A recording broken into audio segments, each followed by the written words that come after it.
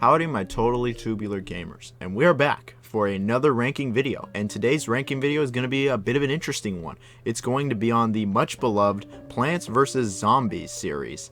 Yes, the ultra successful Plants vs. Zombies series that got started way back in 2009 with a little tower defense game that would go on to really revolutionize mobile gaming as a whole and would be the start of Clash of Clans and a bunch of other tower defense kind of styled games. So it's clear that the original Plants vs. Zombies did have a large impact, but whatever happened to the series after? There are a ton of people, it seems, that don't even know what happened to the series after the original game. They probably figure it stayed on mobile devices or just became Super EA monetized, and while part of that is true, there actually are a couple other Plants vs. Zombies games that were released after that original game. And some of them were actually pretty good. Now I know that the series and EA and its series creator have a bit of a controversy, it seems, with him being outed a couple years ago and just that entire scene, but I mean, what series in EA doesn't have controversy? Like, seriously. So when it comes to ranking these games, we're going to be ranking them obviously based on quality, how well they hold up, how egregious the microtransactions are, and for the first time on my channel, we're going to actually be including the mobile titles as well. I usually do not include mobile titles on any of these lists, but with Plants vs. Zombies, it's a little different. We're also only looking at playable games, obviously. If it's not generally available to the public for whatever reason, it's not going to be on this list. Now, I'm sure this list will be outdated soon enough. I'm sure Plants vs. Zombies 3 might get a public release eventually, but for the time, we're going to be ranking all the games that are currently playable. As always, if you disagree with the list or have any opinions of your own, please let me know down below. I love reading people's opinions on game series, and I'd be very curious to read what people have to say about this series.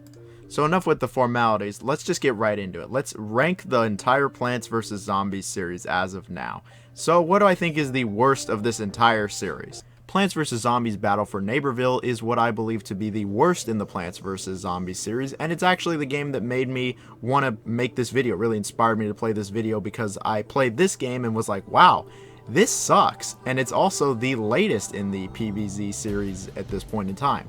Battle for Neighborville is in the same vein as Garden Warfare, where it's a class-based third-person shooter centered around multiplayer action. There is a single player here, but it is mostly focused around the multiplayer. However, this game falls short of the Garden Warfare games and is not as good as those games, and it just wasn't really a very enjoyable time all around.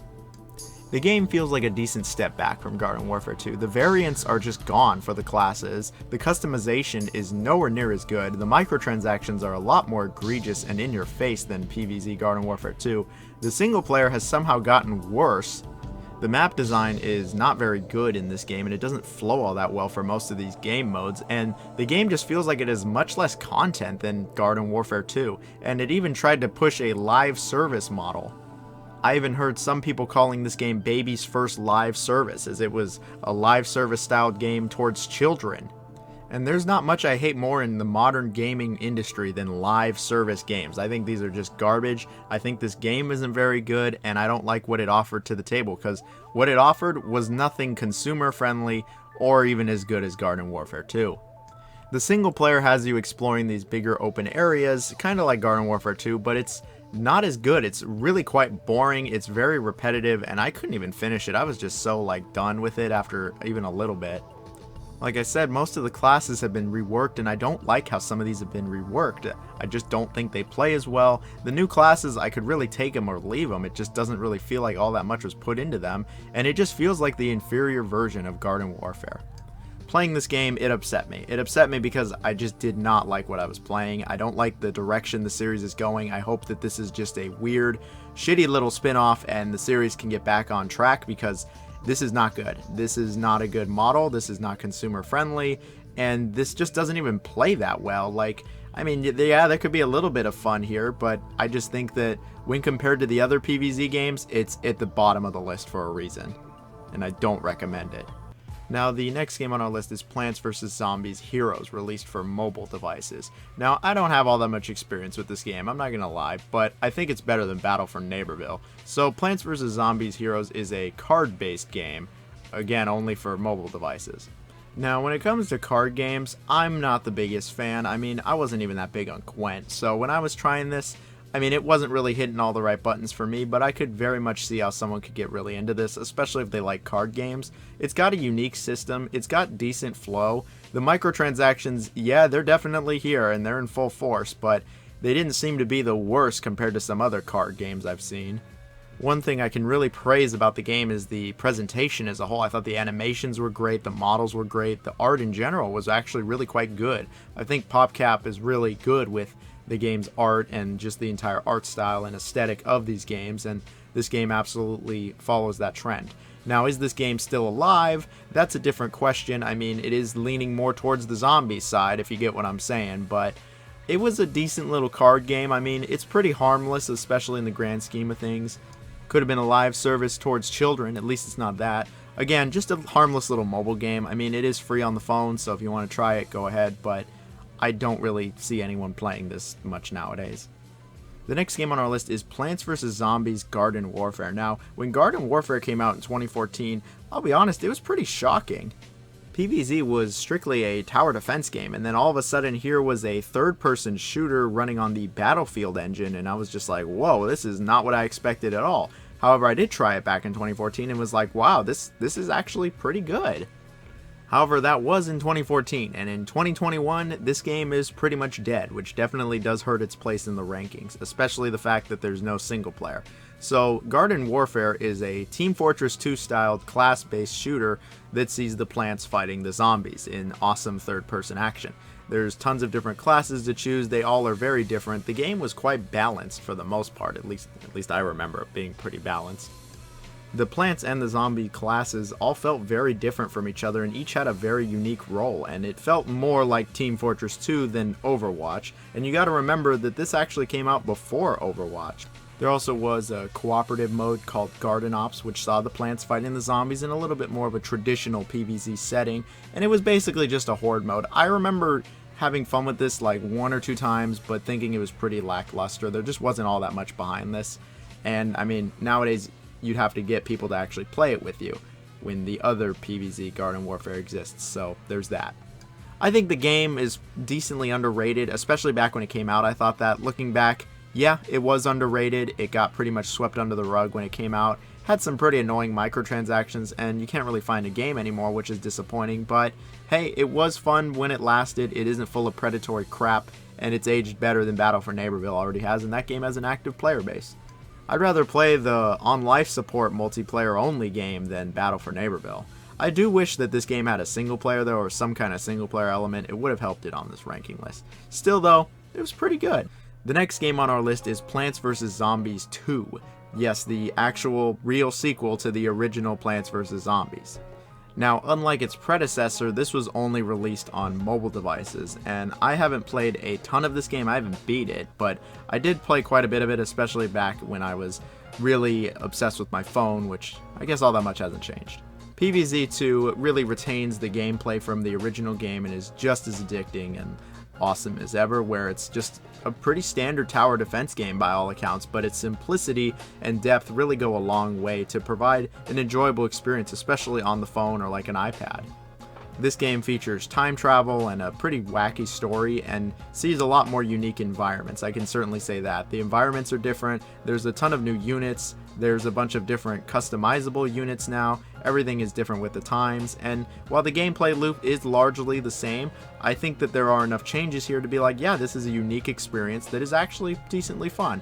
It falls pretty hard into that mobile niche genre, I guess, of games where it's like, you know what, you load up your phone, you play a quick 5-10 minutes of PVZ2, and then you go about your day. And I think it's fine for that. It's pretty good, especially when it comes to mobile games. Sadly, the microtransactions really are all over the place in this game, like to the point that it's actually hurting its placing on this list. They're just everywhere. There's way too many microtransactions, even for a free mobile game. Like, it's literally a freemium game. Like, I don't fuck with these. If it wasn't Plants vs. Zombies, you wouldn't even see me talk about something like this.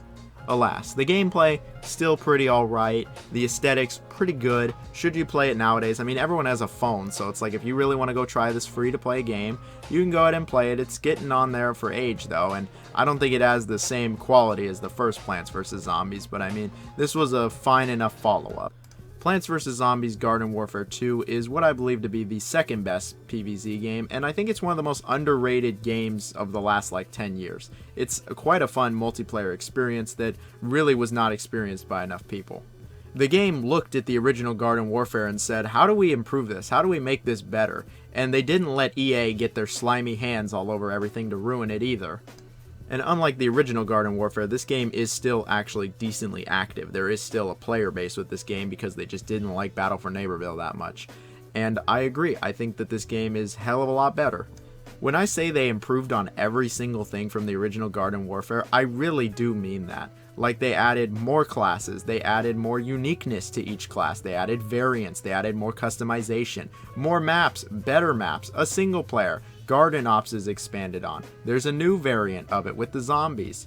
It looks better. It plays better. They really went out of their way to just make sure that this is a much better game and is a very superb game all around.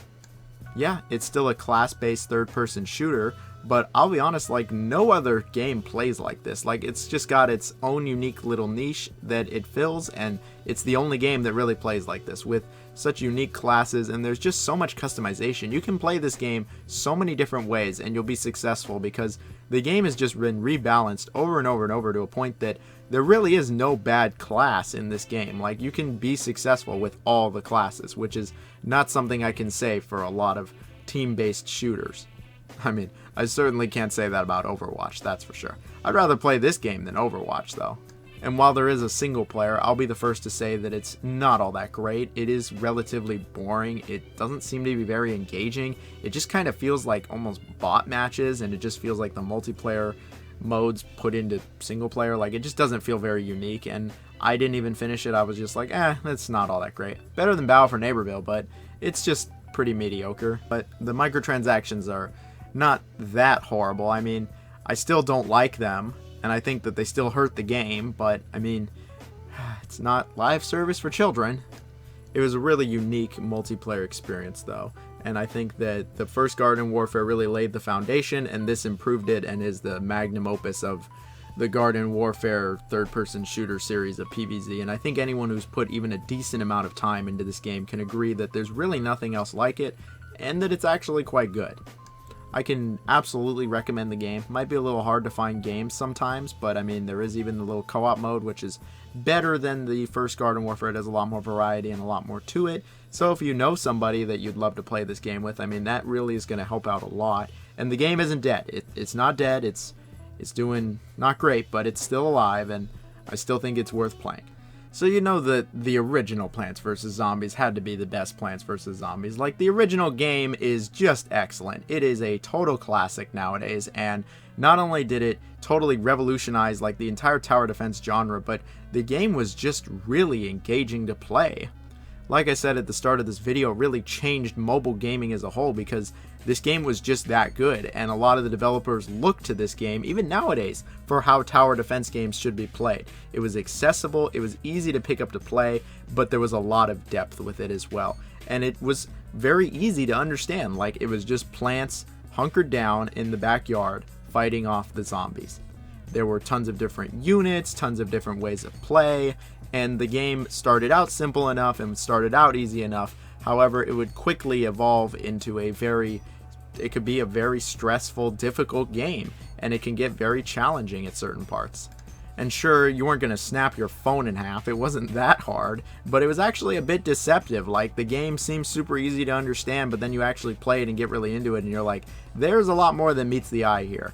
And I actually just have always had a blast with Plants vs. Zombies. I've never not had a good time with it, whether I was playing it on the phone or the DS or the 360. And that is one thing about the Plants vs. Zombies, the original. You can play it on like the DS or the 360 and just totally avoid all the microtransactions and all the crap that's in the phone version.